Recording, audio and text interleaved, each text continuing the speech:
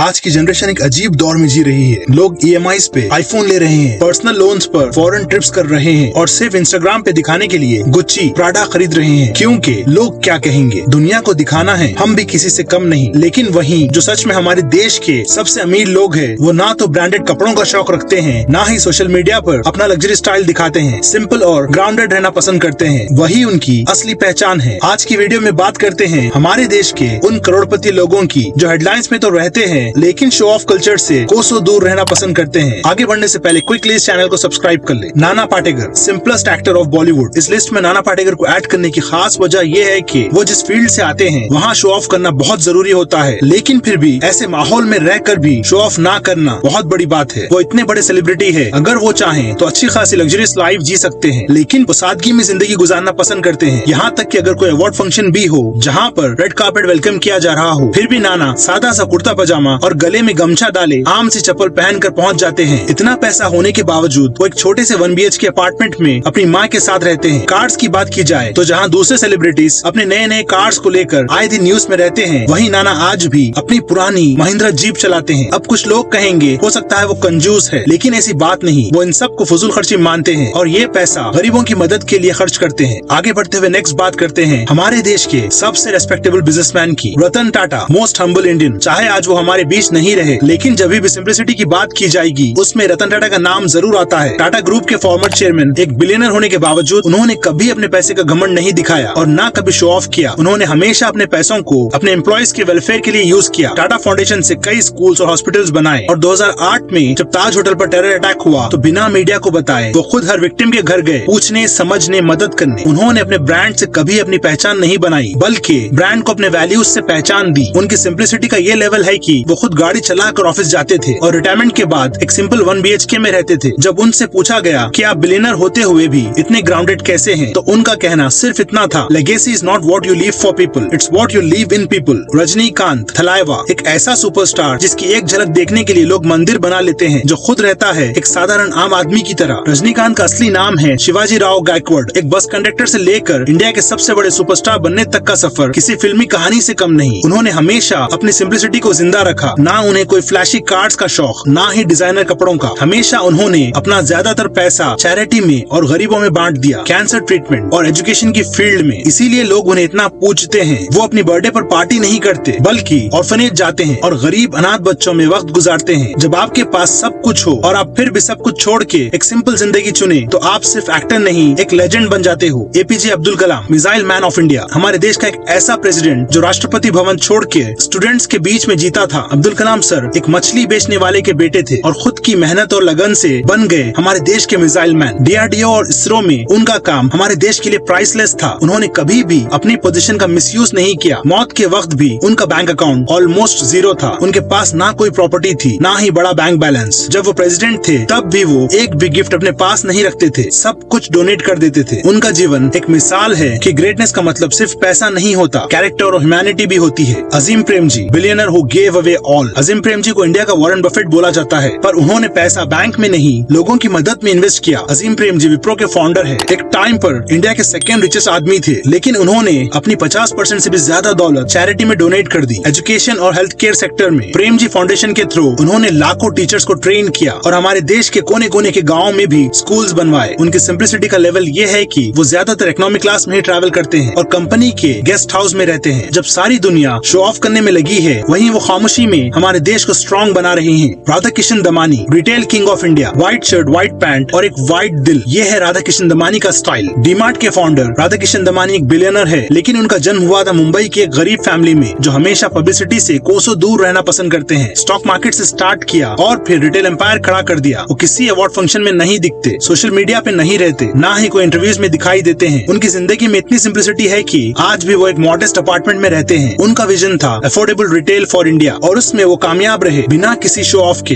Next बात करते हैं Shiv Nadar, tech king of India, HCL के फाउंडर, जिन्होंने अपना ज्यादातर पैसा IT में नहीं बल्कि इंडिया के फ्यूचर और एजुकेशन में लगाया। शिव नादार ने इंडिया का IT रेवोल्यूशन स्टार्ट किया था और उनका असली मिशन था एजुकेशन। उन्होंने शिव नादार फाउंडेशन बनाई, जिसमें उन्होंने $1 बिलियन से भी ज्यादा डोनेट किया। स्कूल्स, कॉलेजेस और रूरल एजुकेशन में उनका कंट्रीब्यूशन अनमैच्ड है। आपने उन्हें कभी कोई न्यूज में या टीवी पर या कोई इंटरव्यूज में भी नहीं देखा होगा। वो ज्यादा बात नहीं करते, मीडिया से दूर रहते हैं और काम करते हैं खामोशी में। यही तो असली रिचनेस है, जब आप अपनी सक्सेस से सिर्फ खुद ही नहीं देश को भी अपलिफ्ट करते हो। Narayana Murthy, man with zero ego, Infosys के को फाउंडर, जिन्होंने अपने पहले कंप्यूटर के लिए बीवी से उधार लिया था और आज हजारों करोड़ के मालिक है। नारायण मूर्ति ने 10,000 रुपए से इन्फोसिस की शुरुआत की थी और हमारे देश को दुनिया के सॉफ्टवेयर मैप पे ला खड़ा किया। उन्होंने हमेशा एथिकल बिजनेस को सपोर्ट किया और कभी पर्सनल लग्जरी पे पैसा वेस्ट नहीं किया। आज भी वो मिडिल क्लास जैसी लाइफ जीते हैं। उनकी बीवी सुधा मूर्ति भी फिलैंथ्रोपिक क्वीन मानी जाती है, जो हमेशा गरीबों की मदद के लिए आगे रहती है। दोनों का फोकस एक ही है, give back to the society. जब आप $1 बिलियन कंपनी के फाउंडर हो पर दिल से एक सिंपल इंसान हो तो रेस्पेक्ट डबल हो जाती है। Kumar Mangalam Birla, corporate giant, Aditya Birla group के हेड, वोडाफोन आइडिया के मालिक, जिनके पास सब कुछ है पर सिर्फ एटीट्यूड नहीं। कुमार मंगलम बिरला ने 28 साल की उम्र में अपने पिता की डेथ के बाद बिजनेस संभाला। आज उनका एम्पायर सीमेंट, टेलीकॉम, फैशन और फाइनेंस तक फैला हुआ है, पर उन्होंने कभी अपने पर्सनल लाइफ को फ्लैशी नहीं बनाया, ना ही दुनिया के सामने दिखावा किया। वो खामोशी में काम करते हैं और कॉर्पोरेट सोशल रिस्पॉन्सिबिलिटी पे फोकस रखते हैं। Schools, colleges, hospitals, Birla group का साइलेंट सपोर्ट हर जगह दिखाई देता है। और सबसे खास बात, वो कभी कोई कंट्रोवर्सी में नहीं दिखाई दी, सिर्फ क्रेडिबिलिटी बनाई। Mukesh Dhirubhai Ambani, richest man of India, हमारे देश का सबसे अमीर इंसान, पर जिंदगी में एक मोमेंट ऐसा भी आया जब उन्होंने सिर्फ 500 रुपए की सैलरी लेना चुना। मुकेश अंबानी एक ऐसे बिजनेसमैन हैं जिन्होंने अपने पिता धीरूभाई अंबानी के गुजरने के बाद पूरी रिलायंस एम्पायर अकेले संभाल ली। बाप के सपने को सिर्फ जिंदा नहीं रखा बल्कि उसे आगे बढ़ाया, दुनिया के सबसे बड़े बिजनेस ग्रुप्स में शामिल किया। वो चाहे जितने भी बड़े बन गए हो, उनकी सोच कभी नहीं बदली। 2020 में जब पूरा देश पैंडेमिक से लड़ रहा था तो अंबानी ने अपनी सैलरी लेना बंद कर दिया ताकि एक भी एम्प्लॉय की नौकरी ना जाए। ये पहली बार नहीं था। 2008 के मंदी के दौरान भी उन्होंने सिर्फ 500 की सिंबॉलिक सैलरी ली थी। उनका फोकस हमेशा से लोगों को एम्पावर करना रहा। जियो के जरिए हर गांव तक इंटरनेट पहुंचाया और एक नई डिजिटल क्रांति चालू की। और सबसे खास बात, वो अपनी सक्सेस को कभी शो ऑफ नहीं करते। मीटिंग्स में आते हैं simple white shirt black pant के साथ, बिना किसी डिजाइनर टैग्स के। जब उनसे पूछा गया कि इतने पैसों के बाद भी आप इतने ग्राउंडेड कैसा हो, तो उन्होंने सिर्फ मुस्कुराते हुए कहा, जिंदगी में असली दौलत इंसान की सोच होती है। दोस्तों, पैसा तो बहुत लोग कमाते हैं, लेकिन असली अमीर वही होता है जो कभी दिखावा नहीं करता। ये 10 लोग करोड़ों के मालिक होके भी जमीन से जुड़े हैं। ना स्टेटस अपडेट की जरूरत, ना ब्रांडेड लाइफ का सर्टिफिकेट। इन्होंने अपनी सिंप्लिसिटी से दुनिया जीत ली और अपने काम से रेस्पेक्ट। शो ऑफ में आवाज होती है, लेकिन असली ग्रेटनेस खामोशी में होती है। रतन टाटा का छोटा घर हो या कलाम साहब का सिंपल लाइफस्टाइल, रजनीकांत की बस कंडक्टर वाली लाइफ या आजिम प्रेम जी का सब कुछ दान कर देना, इन लोगों ने एक बात साबित कर दी, सक्सेस दिखाने से नहीं बांटने से बड़ी होती है। तो अगली बार जब आप किसी लैम्बोर्गिनी या रोलेक्स की स्टोरी देखो तो याद रखो, असली कहानी उनकी होती है जो स्पॉटलाइट के पीछे भी शाइन करते हैं। इस बारे में आपकी राय कमेंट्स में जरूर बताएं और अगर वीडियो पसंद आए तो इसे लाइक और चैनल सब्सक्राइब करना मत भूलें। मिलते हैं अगले टॉपिक के साथ। Till then stay safe.